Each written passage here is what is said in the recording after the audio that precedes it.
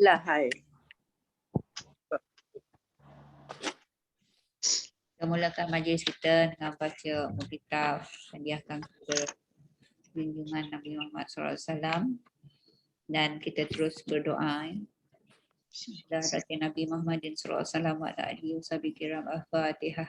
A'udzubillahi minasyaitonirrajim. Bismillahirrahmanirrahim. Alhamdulillahirabbil alamin. Maliki yaumiddin. Iyyaka na'budu wa iyyaka nasta'in. Ihdinas siratal mustaqim. Siratal ladzina an'amta 'alaihim ghairil maghdubi 'alaihim.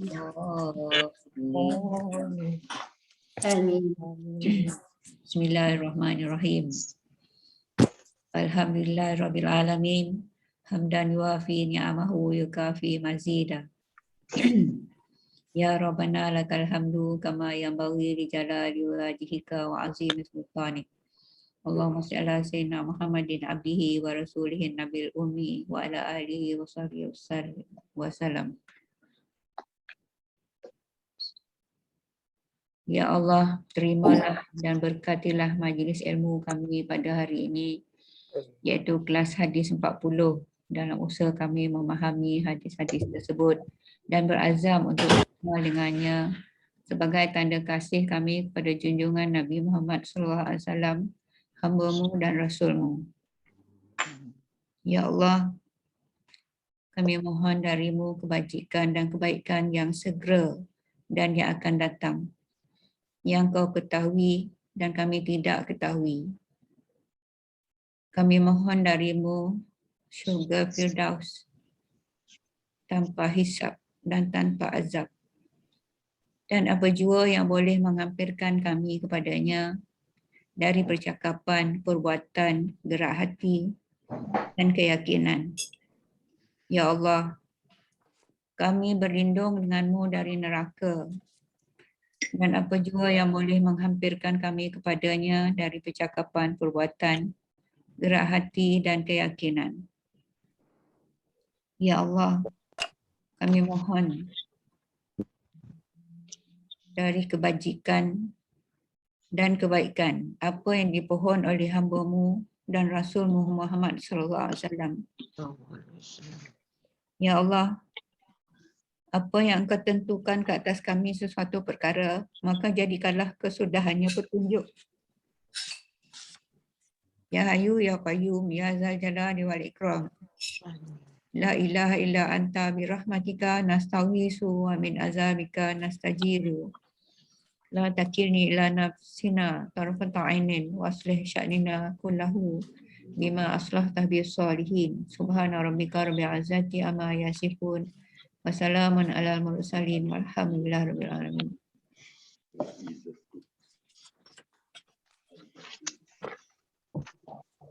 Baik kawan-kawan, minggu ini hadis kelima. Hadis kelima. Okey. Hadis kelima ni tajuknya amalan yang tertolak. Jadi amalan macam-macam kan? Dan melalui hadis ni kita akan dapat tahu bagaimana amalan yang tertolak itu. Hadis ni pendek je, tapi dua tu. Dua, maksudnya sama.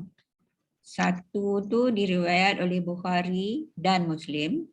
Satu lagi tu diriwayatkan oleh Muslim sahaja. Yang pertama tu dan kedua-duanya ni adalah diambil daripada Sayyidatina Aisyah, isteri Rasulullah. Sayyidatina Aisyah, isteri Rasulullah, anak kepada Sayyidina Abu Bakar kan, Aisyah ni. Kawan kita Aisyah binti Abu Bakar, sama nama Alhamdulillah. special tu. Ummul Mukminin. Ummul Mukminin ini ibu kepada orang-orang mukmin. Siapa-siapa sahaja yang menjadi isteri Rasulullah, mereka digelar sebagai Ummul Mukminin. Dan Aisyah ni dia tak ada anak sendiri ya, tapi beliau juga digelar Ummu Abdillah. Makna Ummu Abdillah ni ibu kepada hamba-hamba Allah. Ya. Aisyah ya berkata bahawa Rasulullah SAW bersabda, "Man ahdasa fi amrina haza ma laisa minhu wa huwa raddun." Man ahdasa fi amrina haza ma laisa minhu fa huwa raddun. Artinya sesiapa yang mengada-adakan, bukan mengada-ngadakan ya. NG lepas sengkang tu tak ada. Patutnya mengada-adakan yang baharu, iaitu bid'ah dalam urusan agama kami. Ini amalan yang bukan daripadanya, dia tertolak. Maknanya kalau benda yang seseorang tu buat, Nabi tak buat lah maksudnya kan. Dan bukan apa yang Nabi suruh, maka amalan tersebut tertolak. Itu yang tajuk dia, amalan yang tertolak tu kan. Ini yang diriwayatkan oleh Bukhari dan Muslim daripada Aisyah kan. Dan dari Aisyah juga Imam Muslim meriwayatkan, maknanya Imam Muslim ni ada dapat dari yang orang lain lah sebelum sampai kepada Aisyah tu ya. Dari riwayat Imam Muslim ni, man amila amalan laisa alaihi amruna fahuwa raddun. Sesiapa yang mengerjakan suatu amal yang bukan berdasarkan perintah kami, dia tertolak. Yang ni bahasa Melayu dia macam senang faham sikit lah kan. Yang tadi tu sebab dia terjemah dari bahasa Arab tu, tapi maksudnya sama. Okay. Kalau kita tengok, saya suka nak bawa perhatian kawan-kawan, sebab dalam kitab yang diterbitkan oleh Dewan Pustaka Fajar ni ya, ada disertakan Aisyah tu. Ada cerita, ada riwayat tentang Aisyah lah yang beliau isteri Rasulullah. Menurut riwayat yang masyhur, Rasulullah mengawini Aisyah tu dalam usia 6 tahun. Masa tu masih di Mekah. Belum lagi pindah ke Madinah. 3 tahun sebelum hijrah. 3 tahun sebelum hijrah Nabi kahwin dengan Aisyah. Dan bercampur dengannya, fahamlah maksud bercampur tu ya, suami isteri, dengan dia pada bulan Syawal sekembali dari Perang Badar. Pada tahun kedua hijrah, ketika itu Aisyah berusia 9 tahun. 9 tahun baru digauli oleh Rasulullah ya. Dan lepas pada itu beliau ni Aisyah ya hidup selama 40 tahun lagi selepas tu. Maknanya dia meninggal masa usia 49 tahun lah ya Aisyah ni. Okay. Ahli hadis meriwayatkan hadis daripadanya sebanyak 2,210 hadis. Sebab dia memang banyak masanya bersama Rasulullah kan. 174 daripada hadis itu dipersetujui oleh Bukhari dan Muslim. Dua-dua orang tu setuju. Lepas tu 64 daripadanya diriwayatkan oleh Bukhari sendiri, manakala 68 daripadanya diriwayatkan oleh Muslim. Maknanya yang sama-sama Bukhari Muslim 174, lepas tu Muslim saja 64. Bukhari saja macam mana ni? Bukhari saja 64. Lepas tu Muslim saja 68. Yang lain-lain tu ada yang perawi hadis lain lah tu kan. sebab dia 2210. Dan hadis ini, hadis amalan yang tertolak ini menjadi salah satu dasar dari amal dalam agama Islam. Itu dasar yang menentukan amal pada zahirnya sebagaimana hadis inamal amal lagi tu. Ya. Menjadi dasar yang memerlukan amal dan batinnya. Maknanya bukan pada zahir semata-mata. Okey. Kita tengok huraian dalam buku kecil kita ni. Hadis ini merupakan salah satu pedoman penting dalam agama Islam dan kalimah pendek. Maknanya petikan pendek dari hadis itu penuh pengertian yang dikurniakan kepada Nabi SAW. Hadis ini dengan tegas menolak setiap perkara bid'ah. Saya perasanlah ada satu negeri, Melaka ke, dia sebut bid'ah ni beda'ah. Ada orang Melaka kat sini. Datin Farah, Melaka kan? Beda'ah kata dia. Tak tahulah negeri lain guna tidak istilah beda'ah tu. Jadi beda'ah ni dari bid'ah lah tu. Bohong. Tu maknanya bohong kan?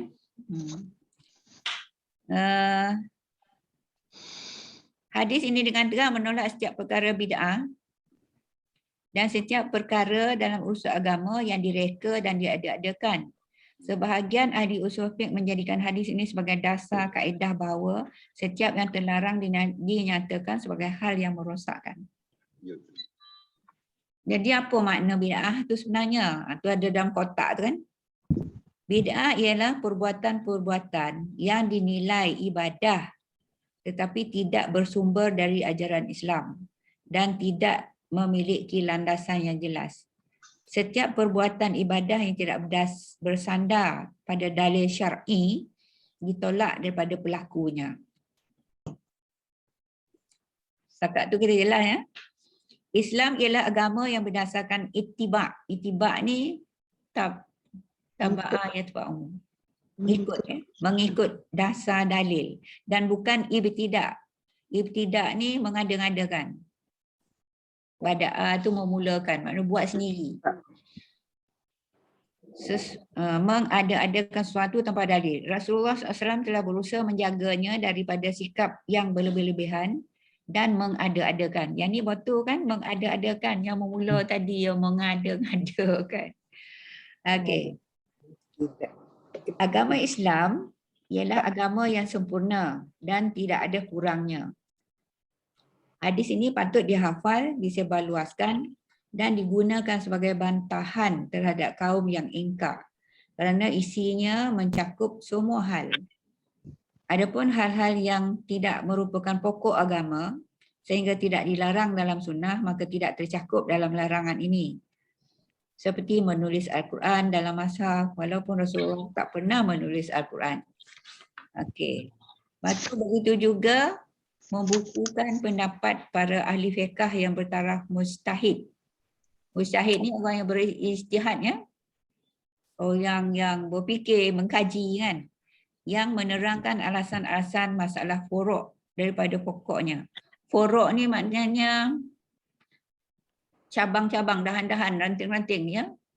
Dari pokoknya. Misalnya Rasulullah sebut ini hukumnya. Lepas tu cabang-cabang dia tu. Itu maksud furuk ya. Demikian juga pengarang kitab-kitab Nahu, kitab Faraid dan sebagainya yang semuanya bersandar kepada sabda Rasulullah SAW dan perintahnya. Kesemua usul ini tidak termasuk dalam ancaman hadis tersebut. Malah sebahagian ulama mengistilahkan ia sebagai bid'ah hasanah. Bid'ah hasanah. Bid'ah ni yang diada-adakan, hasanah tu yang baik. Satu lagi bid'ah dalalah. Bid'ah dalalah ni, dalalah tu arti dia sesat. Yang tak boleh tu bid'ah sesat, bid'ah dalalah. Tapi bid'ah hasanah, pembaharuan yang baik, tidak menjadi masalah. Maknanya tak salah lah. Pekerjaan yang berhubungan dengan kehidupan manusia, kehidupan dunia, seperti perniagaan, pertanian, ekonomi, perusahaan, teknologi dan sebagainya tidaklah termasuk dalam pengertian hadis ini. Maknanya kalau ada benda-benda baru dibuat dalam hal-hal yang berkaitan dengan kehidupan dunia seperti yang dinyatakan tadi, itu maknanya bid'ah hasanah lah ya, benda baru yang baik. Oleh itu tidaklah dilarang mengadakan apa-apa cara atau peraturan baru yang lebih sesuai dengan zaman kontemporari yang tidak pernah dilakukan oleh Rasulullah selagi tidak ada keterangan pada Al-Quran dan hadis yang melarangnya. Kalau kita baca huraian tu setakat tu je lah kan. Tapi saya kena share jugalah dengan apa yang saya cari ya, supaya lebih jelas lagi apa yang kita baca dari buku kita ni.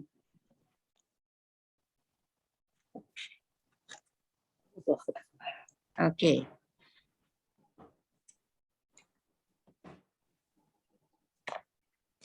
Bila saya kata saya cari yang saya jumpa lah ya, saya akan cerita apa yang saya jumpa.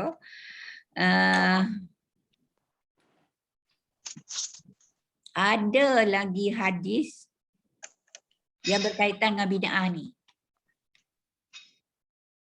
Kullu bid'atin dalalah wa kullu dalalah finnar. Tu yang lagi kuat lah dia punya ya.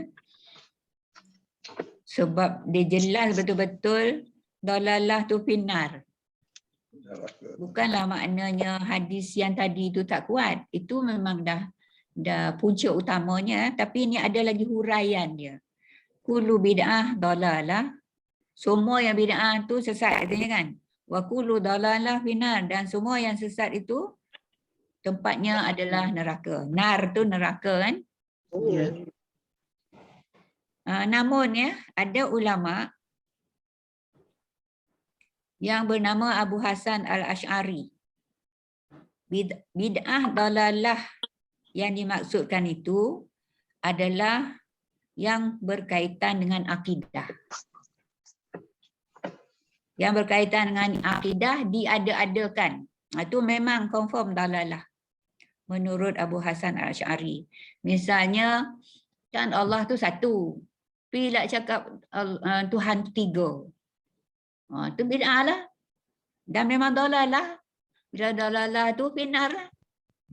Tempatnya adalah neraka. Okay, ya. Jadi kaum yang akidahnya rosak ni memang termasuklah dalam bid'ah akidah. Ya. Jadi Abu Hasan Al-Ash'ari ni mengatakan bahawa kalau berkaitan dengan akidah, itulah sebenarnya bid'ah dalalah. Dan bila bid'ah akidah bermakna tidak termasuk dalam bid'ah ibadah. Misalnya yang Wahabi banyak buat macam-macam kan. Lagi satu pula yang Syiah cipta hadis macam-macam. Hadis ciptaan sendiri. Semua bid'ah lah tu. Semua benda yang diada-adakan. Jadi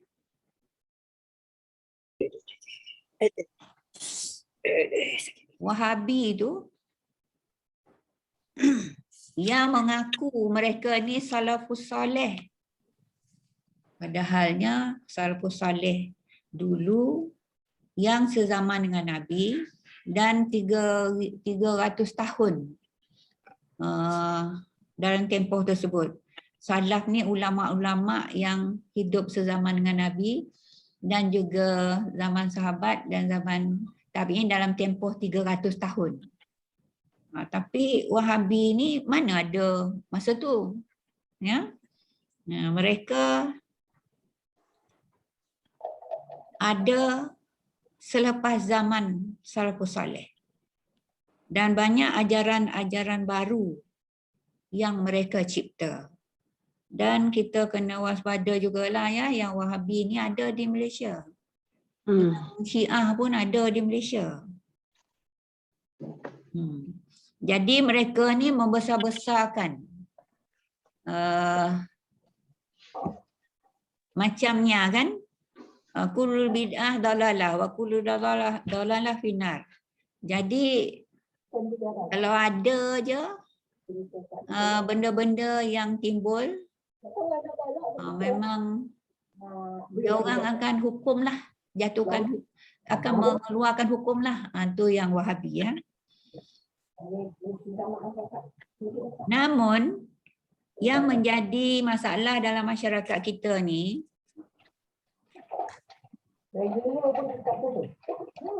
orang-orang alim kita dululah yang mencipta amalan-amalan yang pada zahirnya memang Nabi dulu tak pernah buat. Macam hari tu kan, Zila tak ada ya hari ni. Zila ada hantar kepada saya, dia kata sambutan birthday itu haram.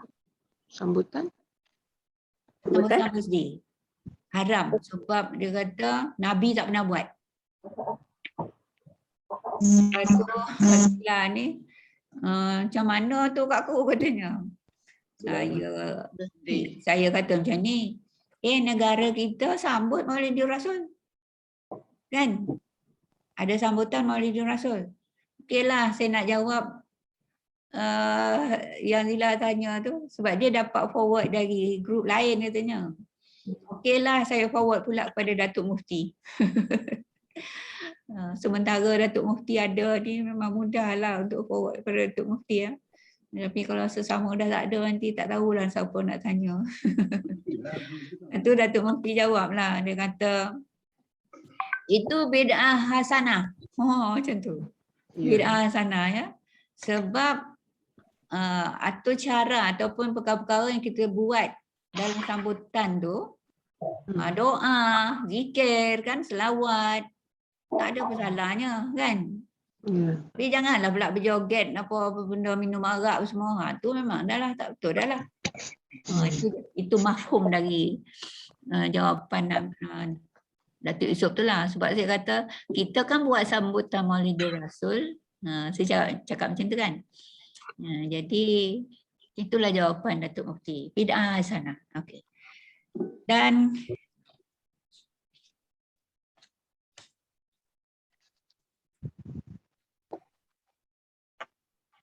dari apa yang kita dah sebut tadi, saya ingin menarik perhatian kawan-kawan. Apa nama ni? Nak cari contoh-contoh yang dikatakan bid'ah. Lepas tu adalah berselisih pendapat. Dan Nabi kata haram. Hadis Aisyah tu kata haram. Haram lah. Siapa buat masuk neraka. Macam tu kan. Jadi saya dapatlah dari ceramah Datuk Hasan Al-Hafiz, Hasanuddin Al-Hafiz. Ada orang keliru Hasan dan Harun ni ya. Harun Din tu abang. Hasanuddin ni adik. Dan Hasan ni Al-Hafiz. Hasanuddin Al-Hafiz ni dulu dia penasihat agama yang Tuan Agung kan, yang Tuan Agung Johor tu. Dan beliau ni pun memang ahli agama jugalah. Macam abang dia Datuk Harun Din ya. Dalam ceramah Datuk Hasanuddin ni, dia petik itulah kullu bid'ah dalalah wa kullu dalalah finnar kan. Dari ceramah dia ni banyak contoh-contoh dia bagi. Jadi kita dalam kehidupan harian kita ni, contoh-contoh ni saya rasa membuka minda kita lah. Macam tadi saya dah bagi satu contoh yang Zila timbulkannya, sambutan birthday tu. Dalalah. Bid'ah kan. Jawapan macam Datuk Mufti bagi itulah. Ada lagi contoh-contoh lain yang boleh buka minda kita berkaitan dengan bid'ah ini ya.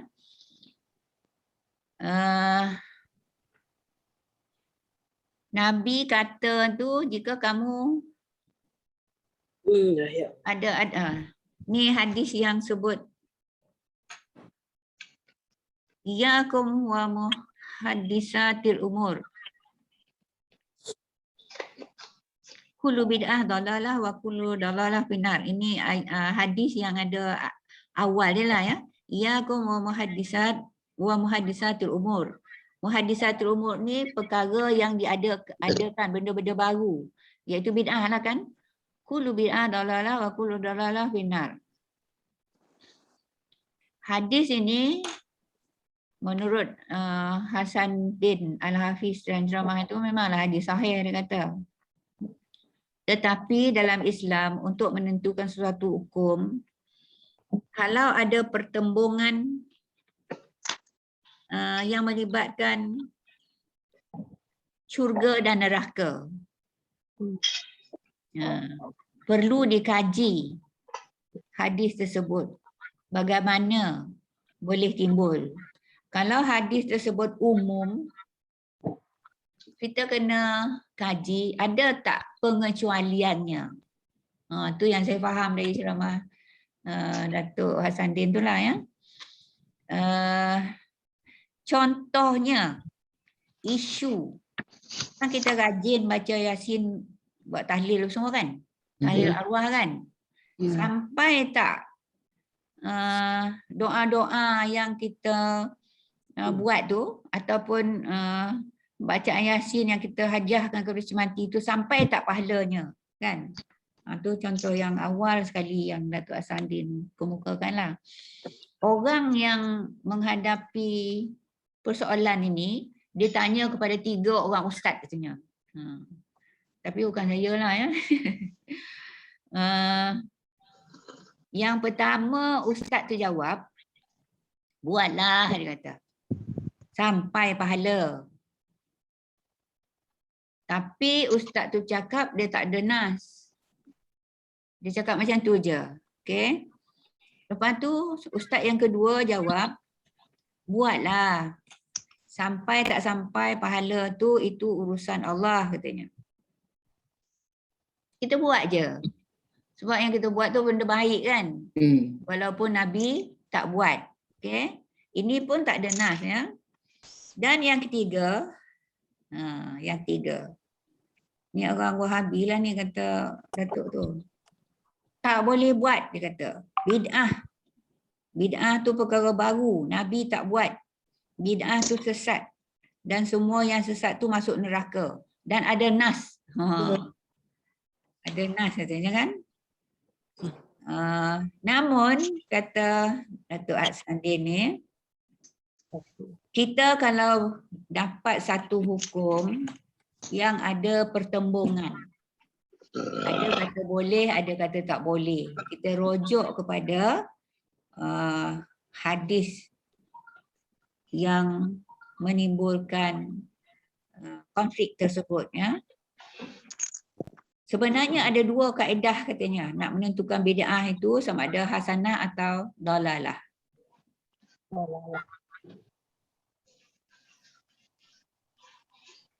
Iaitu kaedahnya kita rujuk pada 2 syarat.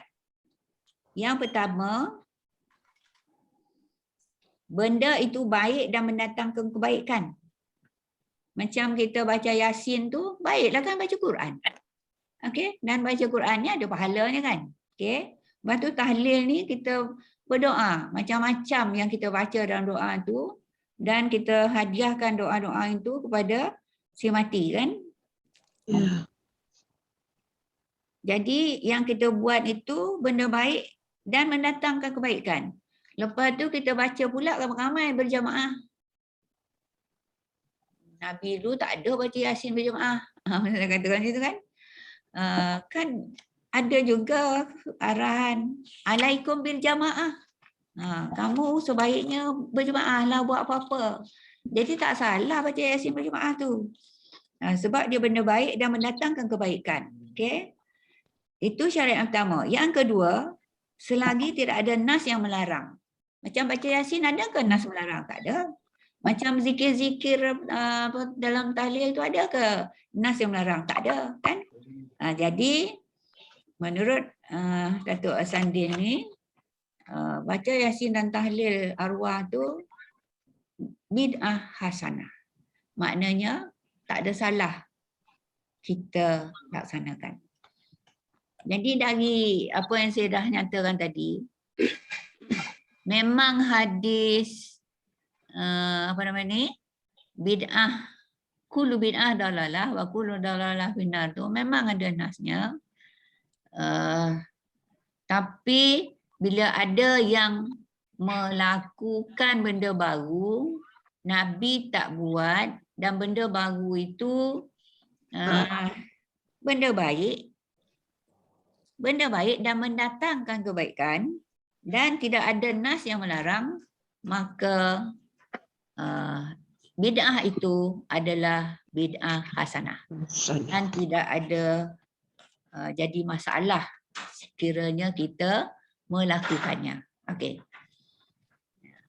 Yang kedua, contoh yang dibawa oleh Datuk Hasandin ya. Salat tarawih. Salat tarawih ni bukannya wajib kan? Tapi Nabi rajin buat. Mula-mula dulu Nabi buat seorang-seorang. Memang Nabi buat seorang-seorang pula ya. Dan rakaat yang dia buat 8 rakaat. Dia buat 3 malam berturut-turut, lepas tu dia tak buat.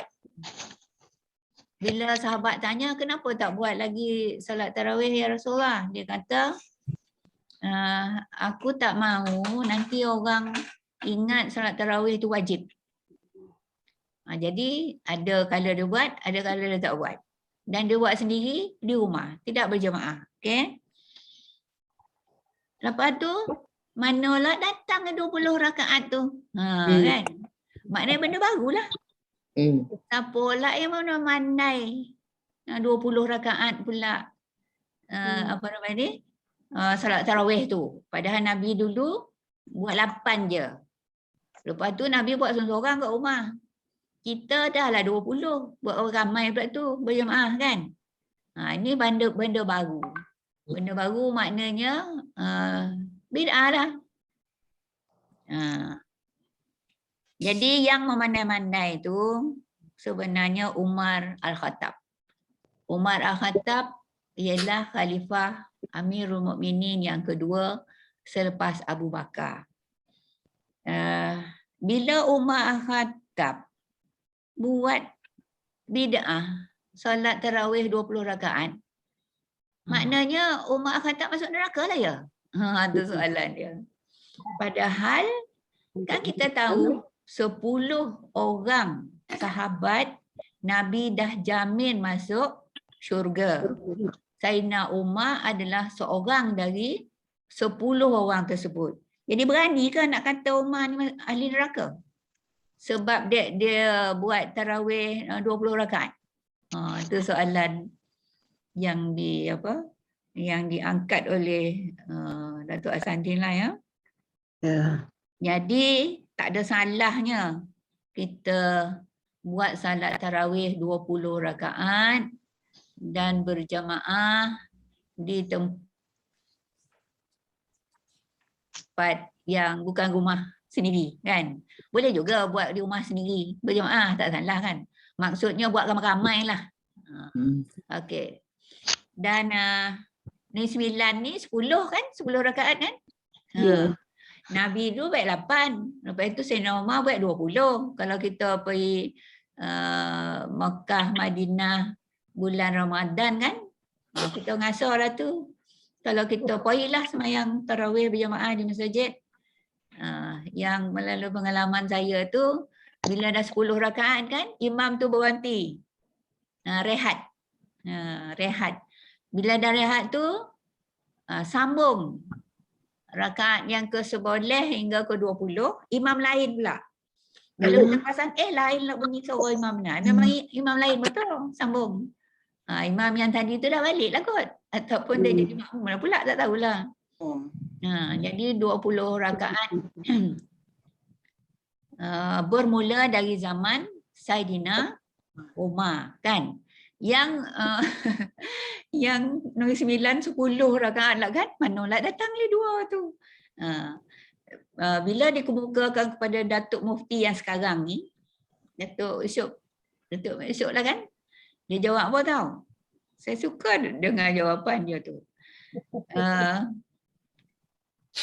Semayang tu semayang sunat kan, dia kata. Dah sunat. Berapa rakaat nak buat lah. Apalah risau-risau ada orang 10 orang 20. Pilihlah berapa banyak awak nak buat. Berapa susah-susah. Betul kan? Yeah. Saya suka dengan jawapan Datuk Sup tu. Kau nak buat 8 kau, nak buat 10 kau, buat 20 orang, suka hati kau lah. Yang pergi menyalah-nyalahan orang, yang bertokak-tokak pasal. Bondo tu bondo sunat. Nabi buat 8, Sayyidina Umar buat 20. Kita 10. Kalau nak buat 10, buatlah. Kalau tak nak, 8 je, dah selesai 8 tu balik lah. Tak payahlah join 2 rakaat tu lagi. Buat witir kat rumah lah. Kan? So jelas ya? Ya. Cerita tarawih. Lagi satu, yang ketiga. Datuk Hasanuddin ni bagi contoh ya. Zaman Nabi, adakah Quran telah disusun? Dah jadi kitab? Ada. Zaman Nabi bila turun ayat Quran, semua yang hadir tu menghafal. Mana siapa yang pandai nulis, tulis. Kat mana dia tulis, kotes mana ada masa tu. Mereka tulis pada kulit-kulit binatang yang dah dikeringkan ataupun pelepah-pelepah tamar kering. Pelepah tamar basah nanti kocut dengan.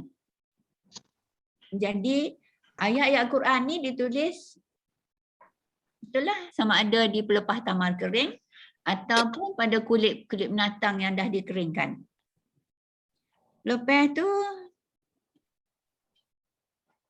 masa Abu Bakar tak buat apa-apa. Sebab ramai yang hafiz lagi hidup masa tu. Kan? Quran dah habis dah turun. Bila turun ayat al-yawma akmaltu lakum dinukum tu kan. Ayat apa? Dah habis. Lepas tu semua orang yang hidup masa tu memang majoriti hafal lah. Hafal 30 juz tu. Lepas tu masa tu dia orang pun tak tahulah masa tu sobut ke tidak 30 juz tu. Tapi zaman Abu Bakar tak buat apa-apa. Dia simpan je. Masa Saidina Umar,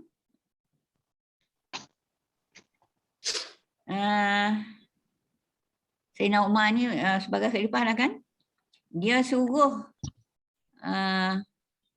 dia perintahkan ya, Quran tu simpan di rumah Hafsah. Hafsah ni isteri Nabi, anak Saidina Umar. Tadi Aisyah, isteri Nabi, anak Saidina Abu Bakar kan. Kan Nabi ni sahabat ompek tu kan. 2 orang jadi mentua, 2 orang jadi menantu. Bila kahwin dengan Aisyah, sahabat dia tu jadi mentua dia. Dia kahwin dengan Hafsah, sahabat tu jadi mentua dia juga. Mentua kedua. Lepas tu macam lah dia jadi menantu. Jadi menantu. Dia pula jadi sahabat tu jadi menantu Nabi. Sayyidina Osman. Kahwin anak. Dia kahwinkan anaknya Nabi ni, kahwinkan anaknya dengan Sayyidina Osman. Sayyidina Osman ni kahwin dengan dua orang puteri Nabi. Tapi tidak dimadukan dua orang tu. Mula dia kahwin seorang, lepas tu meninggal. Saya tak ingatlah nama isteri Osman tu. Leha ingat kot. Isteri yang pertama tu meninggal. Lepas tu dia kahwin dengan seorang lagi anak Nabi. Jadi kalau orang kita cakap ganti tikar lah kan. Sebab tu Sayyidina Osman ni dia gelar Zunnurain. Nur tu kan cahaya kan. Zu tu yang mempunyai, Nurain tu dua cahaya. Cahaya mata Rasulullah lah. Osman dapat dua cahaya mata Rasulullah. Jadi sahabatnya yang ketiga jadi menantu dia. Lepas tu seorang lagi sahabat dia Sayyidina Ali.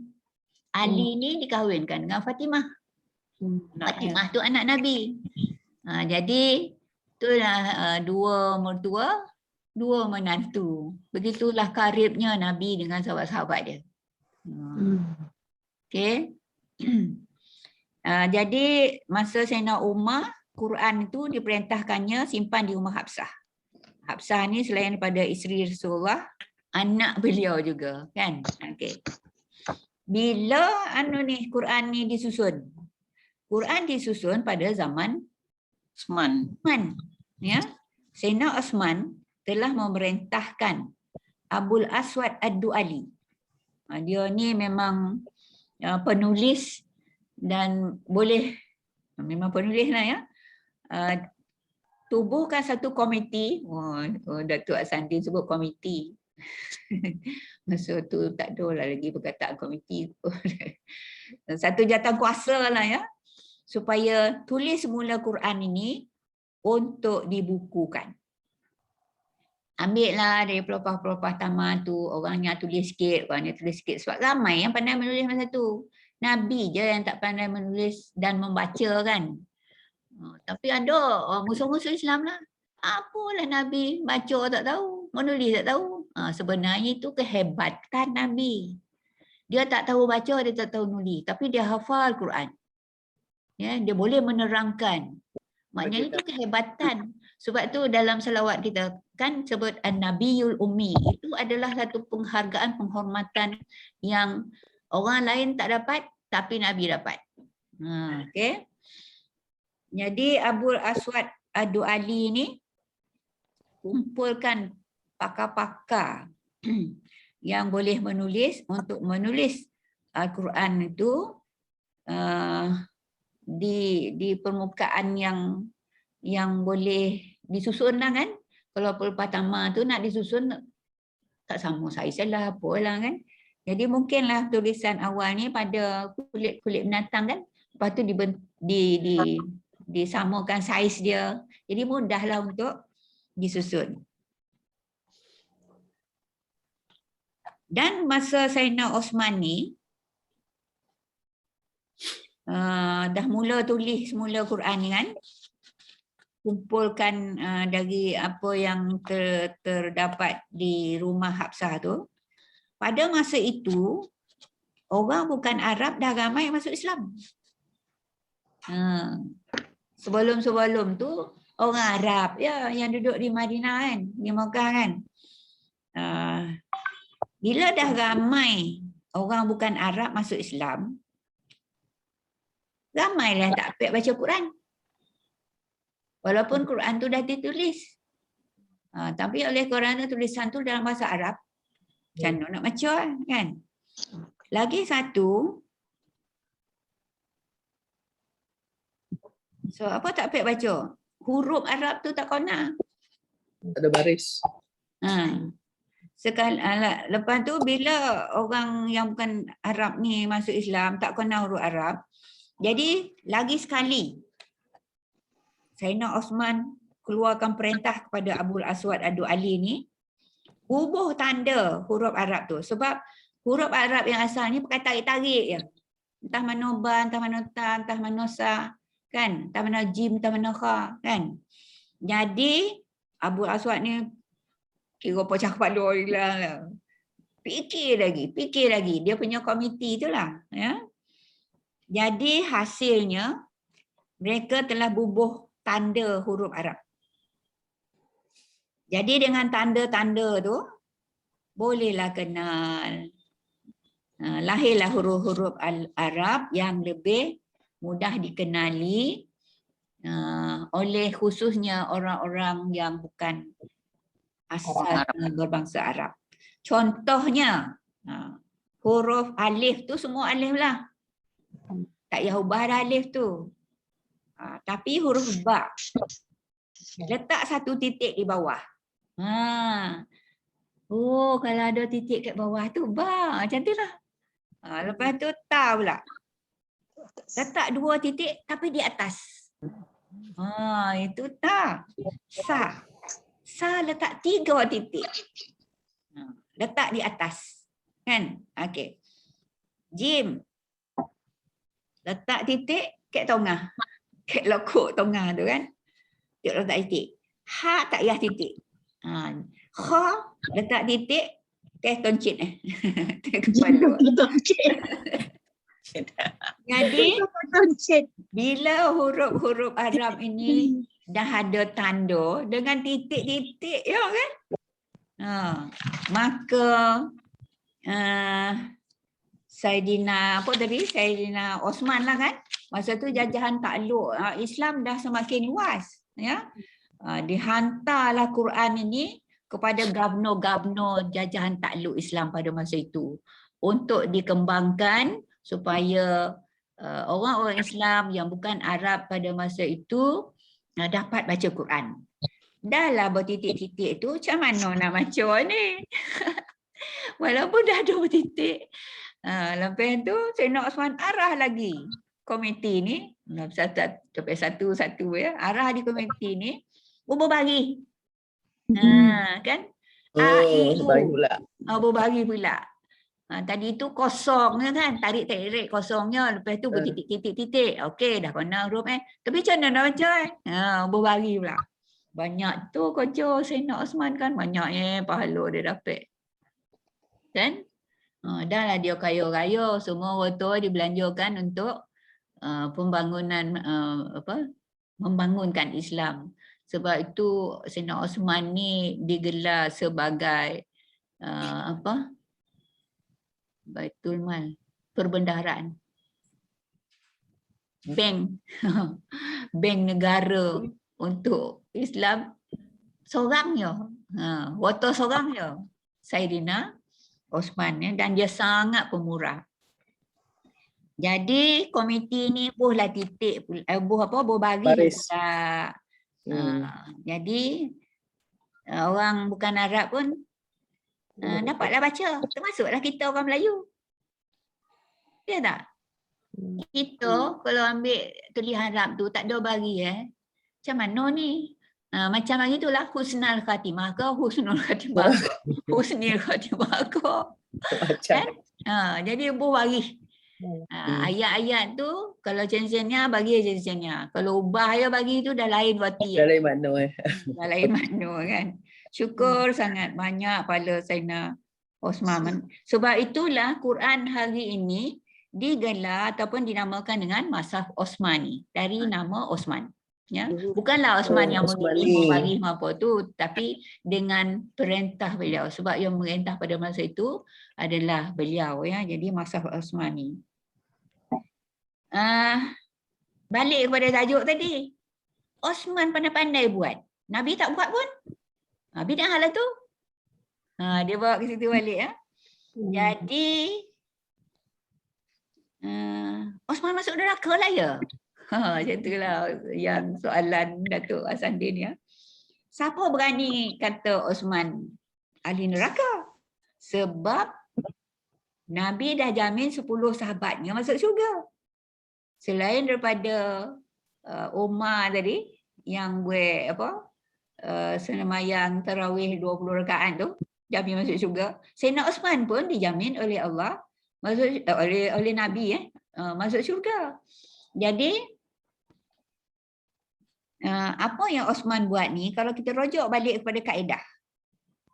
Ya. Balik rujuk kepada kaedah, benda yang Osman buat tu benda baik. Kan?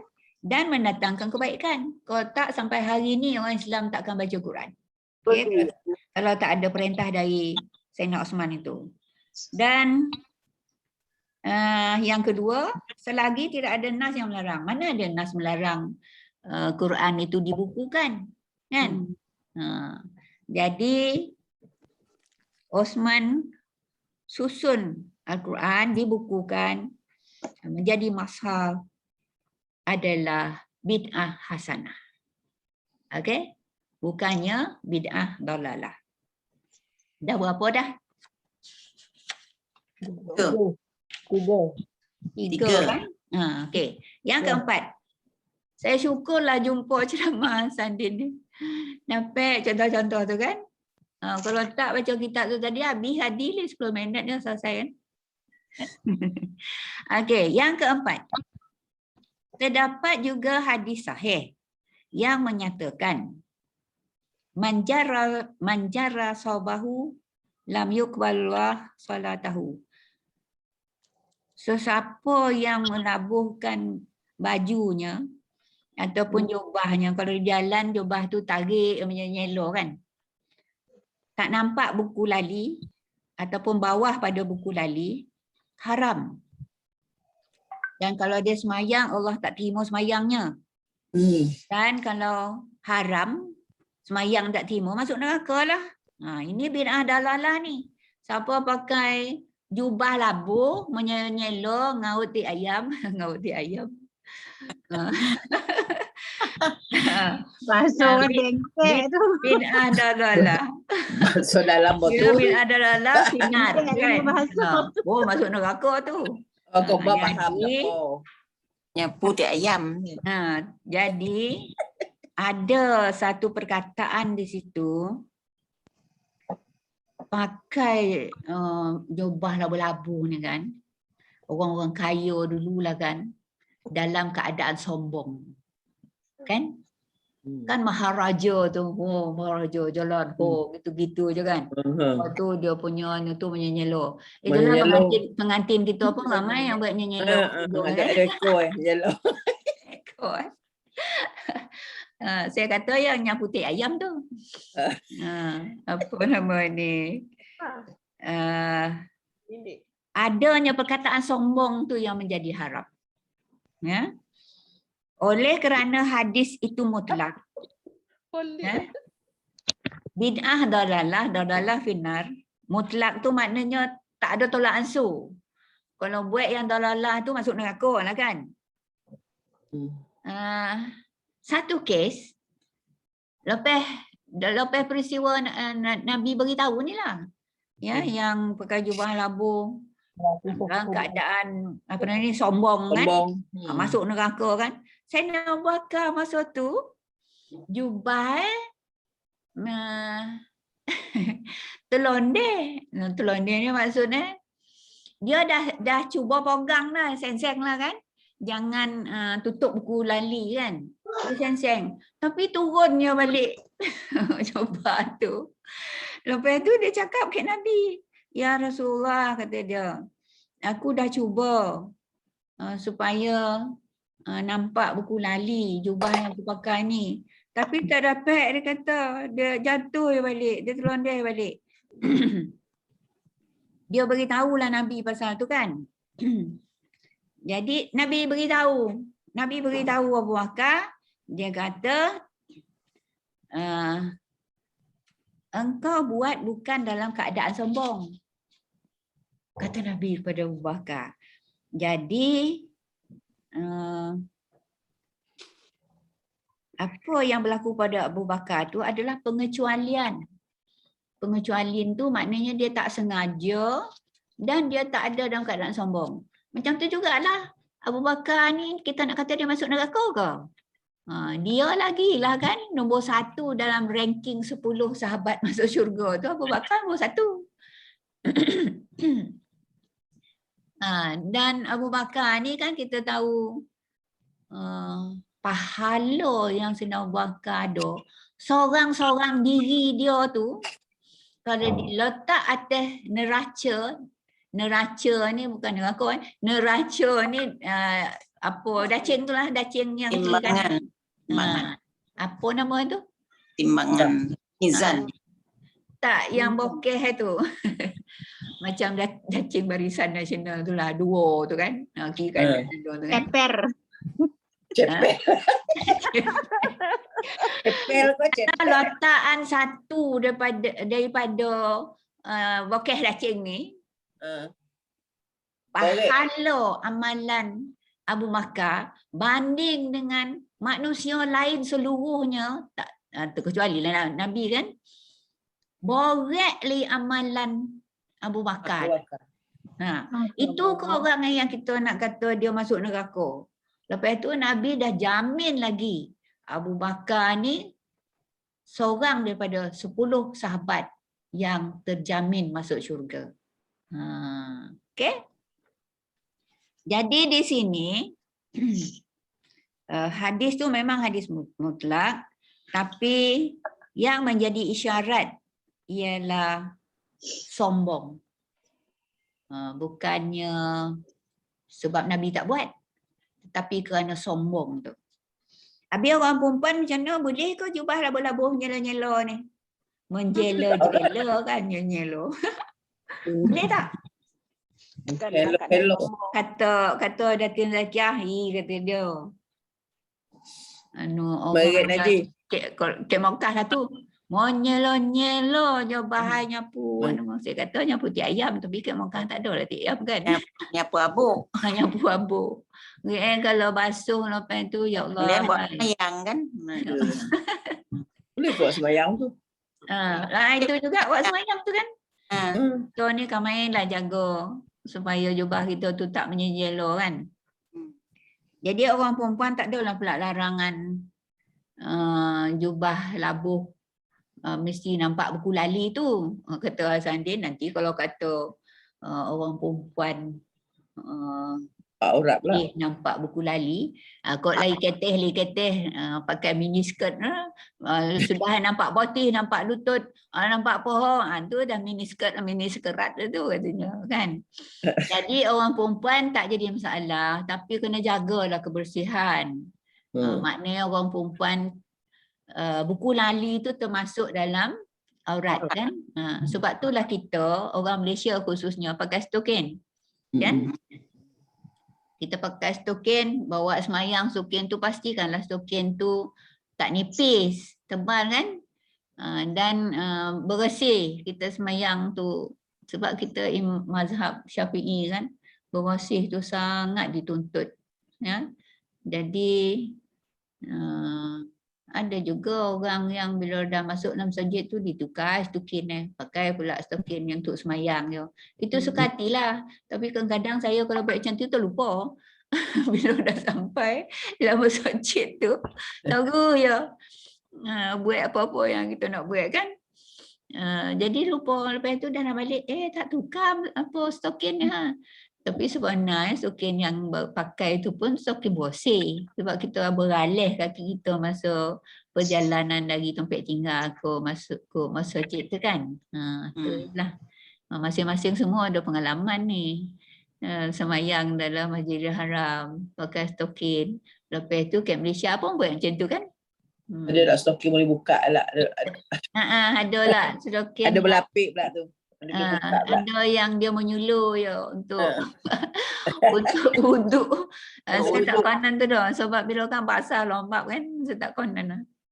Jadi biarlah yang koring gitu buat semayang tu. Macam-macam stokin yang dicipta mengikut pandangan masing-masing lah kan. Okey.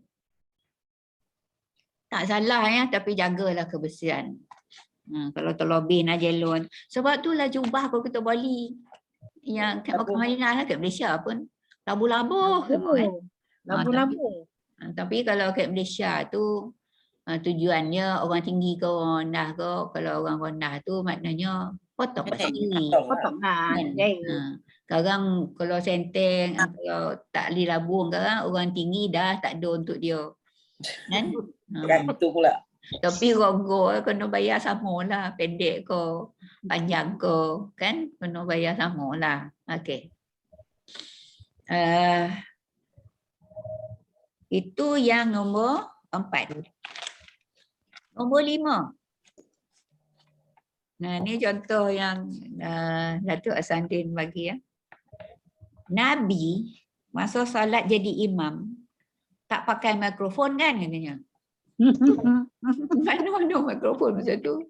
Sebab itulah masa solat berjamaah dulu-dulu sebelum ada mikrofon, Bilal sahut untuk panjangkan suara tu. Sekarang ni pun di Masjidil Haram ada kan Bilal tu.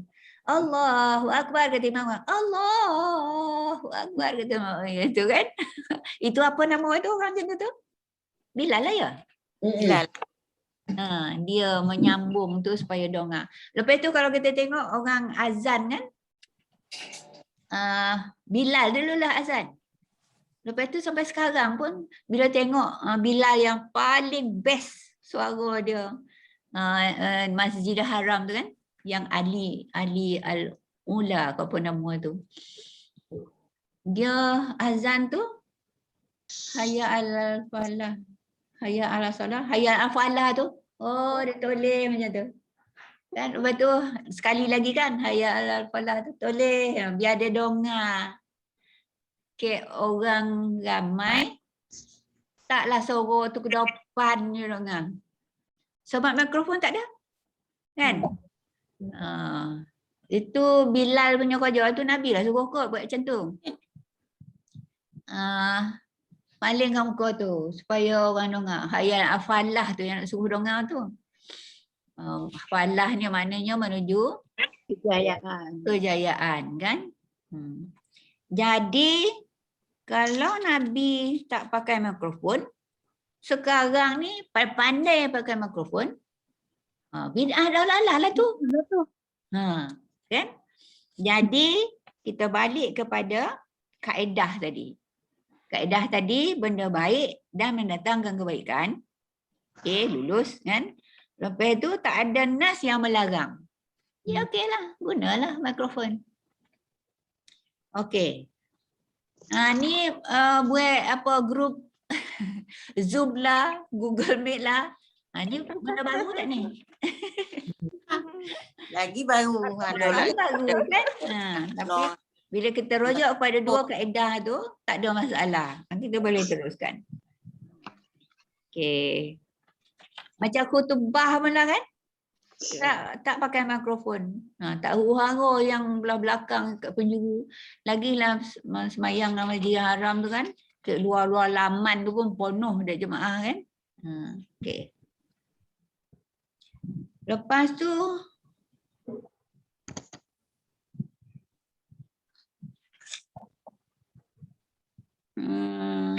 nombor 5. Nombor 6.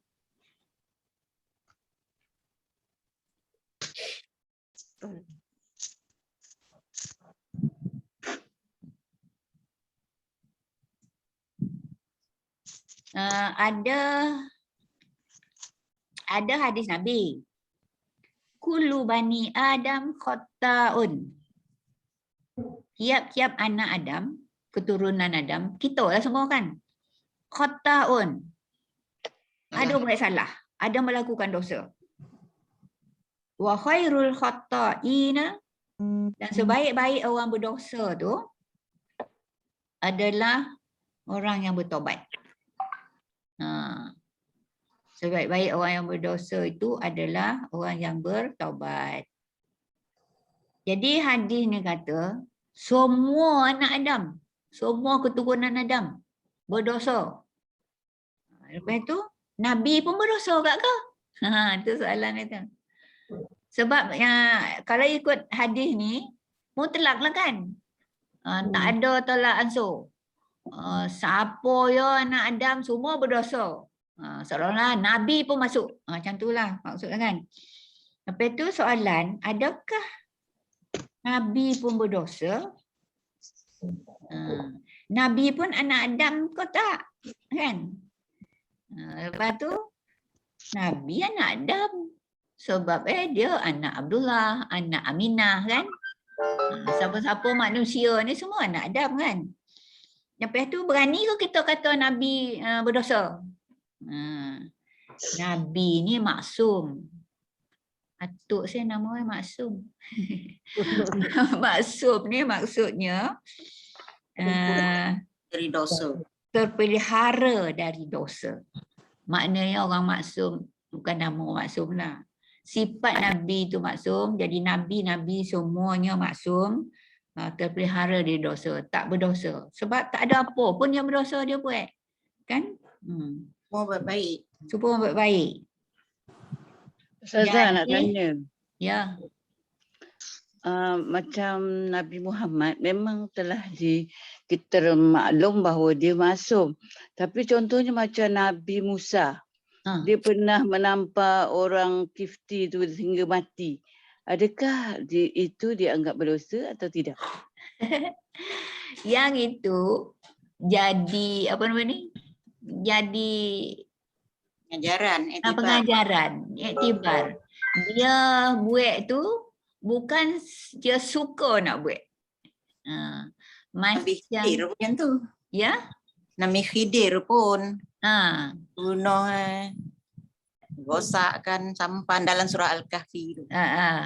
bukan macam mana cakap tadi? Bukannya dia sengaja nak buat, tapi itu adalah perintah Allah kan?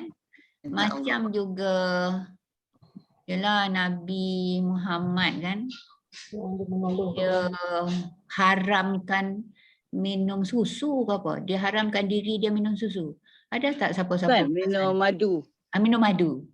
Nabi haramkan diri dia minum madu. Padahal madu tu halal. Pasal apa dia haramkan diri dia minum madu tu? Sebab tak Aisyah ke siapa? Hafsah dengan Aisyah.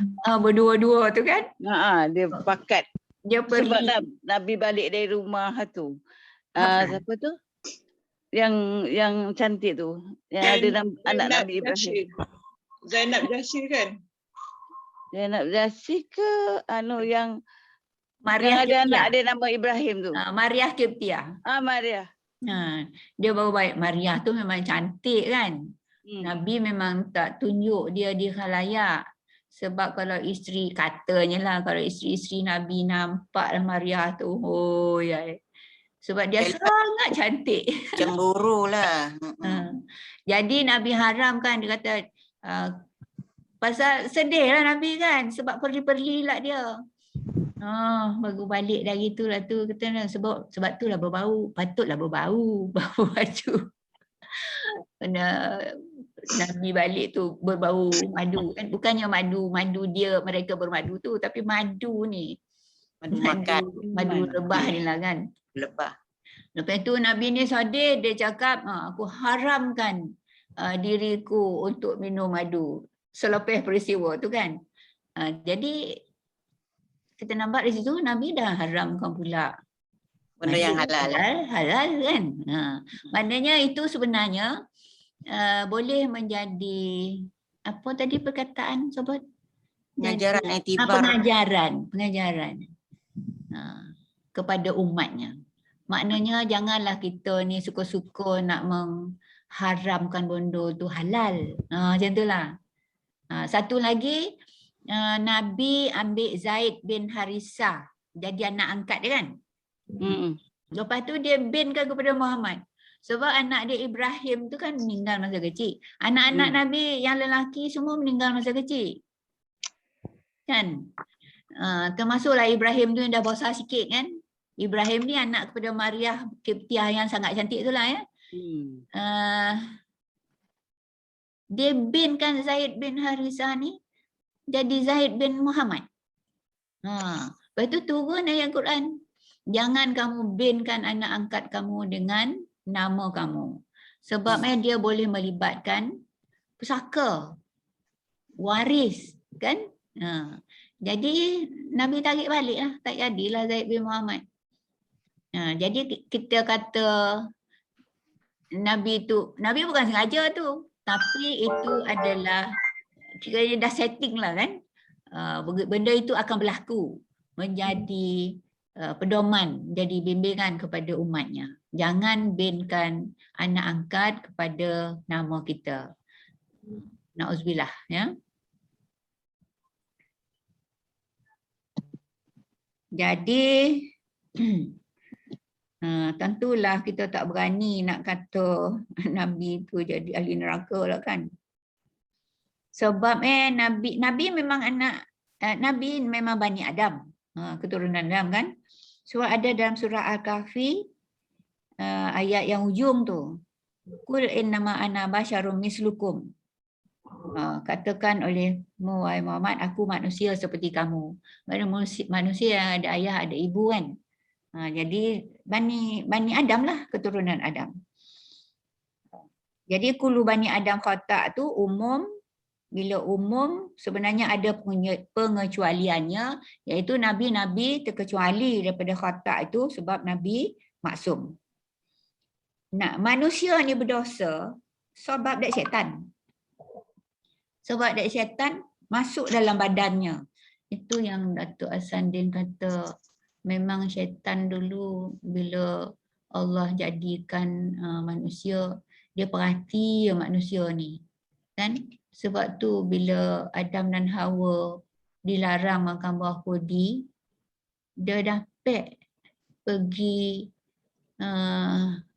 nak kata menggoda. Macam mana tu? Bukan menggoda. Dia dapat pengaruhi. Dapat masuk lah.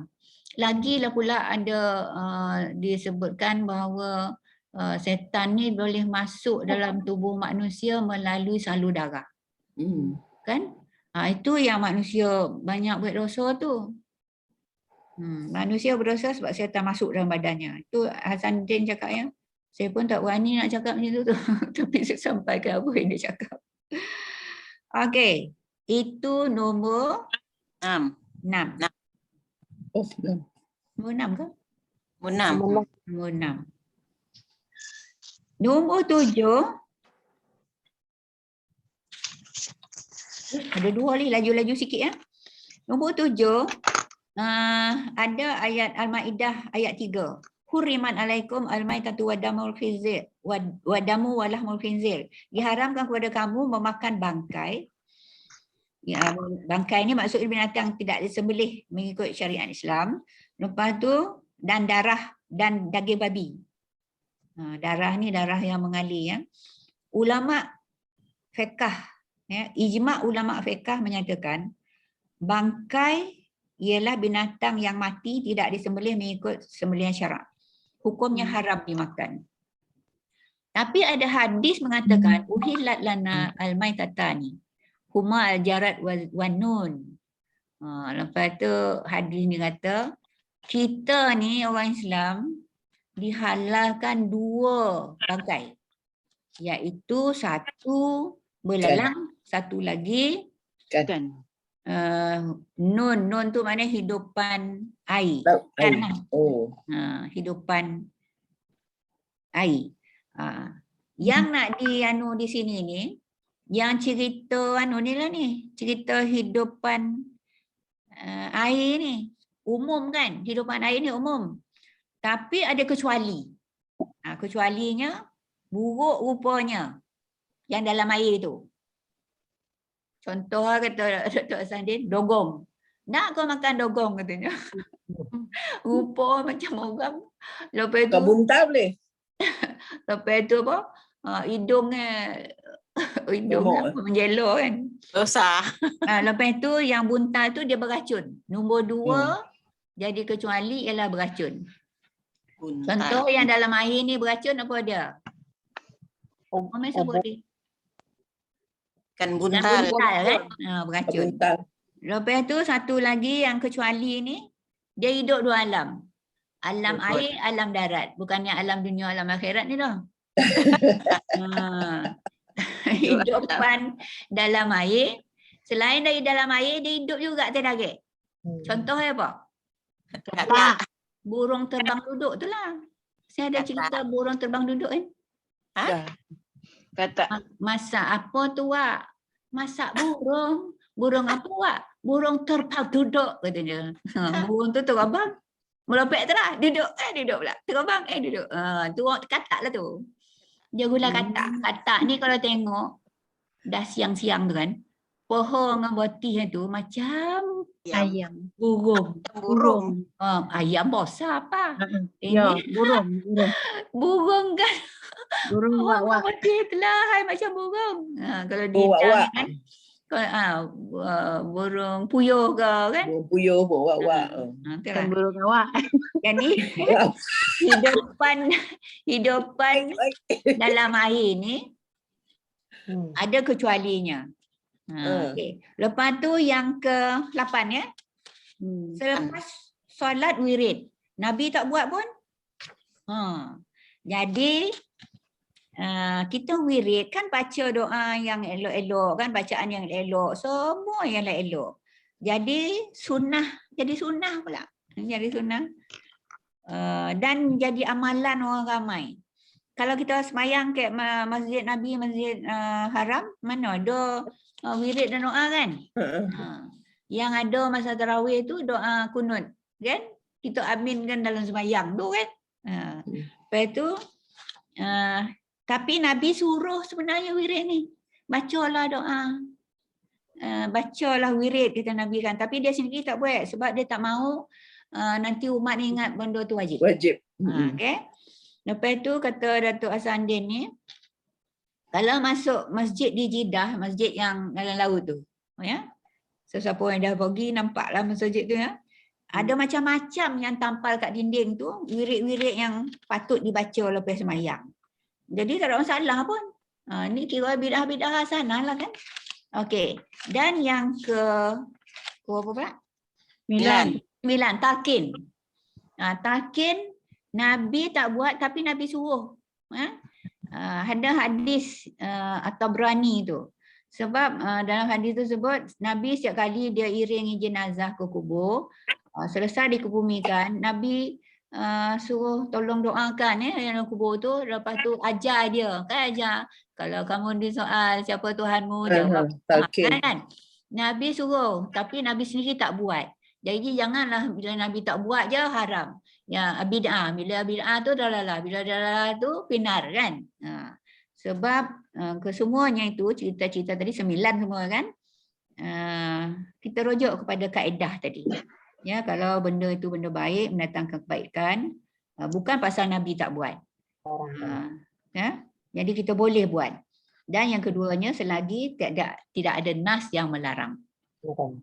Jadi itulah saja untuk kali ini. Alhamdulillah saya dah sampaikan semua yang saya hajat nak sampaikan. Sebab kita bincang ini supaya yang kita belajar tu maknanya kita dapat contoh-contoh ya yang kita alami sendiri. Jadi itu saja dan kita akhiri majlis kita ini. Ambil gambar dulu. Ambil Sedia. tunjuk buka. Okey, Mai tunjuk buka. Bedah mana bedah? Wahai saudari Zabidah, di mana anda? Faridah, Mai tunjuk muka. Dah ada. Okey, kita bergambar. Okey, semua tengok kamera. 1, 2, 3. 1, 2, 3. Satu lagi, 1, 2, 3. Okey, terima kasih. Okey. Mari kita baca surah Al-Asr.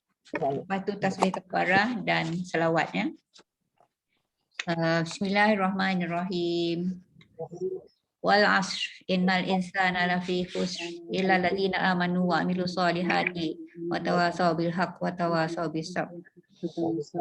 Subhanakallahumma bihamdika asyhadu an la ilaha illa anta astaghfiruka wa atubu ilaik. Lepas tu kita selawat dan sila Bedah. Sallallahu ala Muhammad. Sallallahu alaihi wasallam. Sallallahu ala Muhammad. sallallahu alaihi wasallam. Ya Nabi salam alaika. Ya